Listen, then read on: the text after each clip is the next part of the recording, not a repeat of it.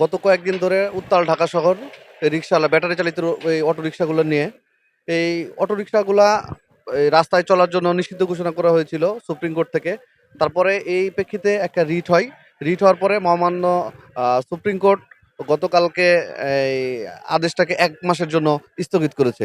এই স্থগিতের জন্য আজকে আমরা ঢাকা শহরের বিভিন্ন জায়গা থেকে আমরা দেখতেছি স্বতঃস্ফূর্তভাবে সবাই নির্বিঘ্নে তাদের রিক্সাটা চালাচ্ছে।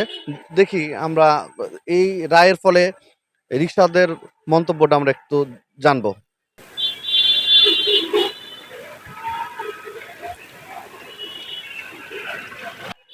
দেখেন ভাই, আমরা তো মন্তব্য আর কি করব, যেটা ভালো হবে সেটাই তো করব, কিন্তু তারপরে আমরা যেহেতু গরিব, আমাদের এই গাড়িগুলা অনেক সময় দেখা যায় আমরা লোন করে করি বা অনেক কিছু করে করি, ঋণ করে করি।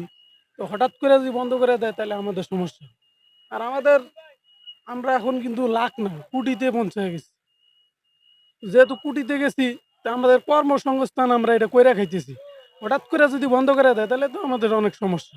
আমরা চাই এটা চালু থাকুক, যেহেতু আমাদের অনেক টাকা ব্যয় করে কিন্তু আমরা এগুলা অনেকে ঋণগ্রস্ত আছি, অনেকে ঋণ করে করছি।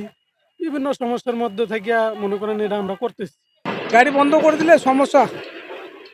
তার কারণ এই গাড়ি নিয়েছি কিস্তের উপর, 1,65,000 টাকা দেওয়া লাগবে এই গাড়ি। এখন এই গাড়ি যদি বন্ধ করে দেয় তাহলে তো আমার মনে করেন কিস্তে দিতে হবে। কিস্তে না দিলে তো মনে করেন আমার মানে ঢাকাতে থাকা হবে না, এমন অবস্থা। হ্যাঁ, আমি চাই যে রিক্সাটা চলুক।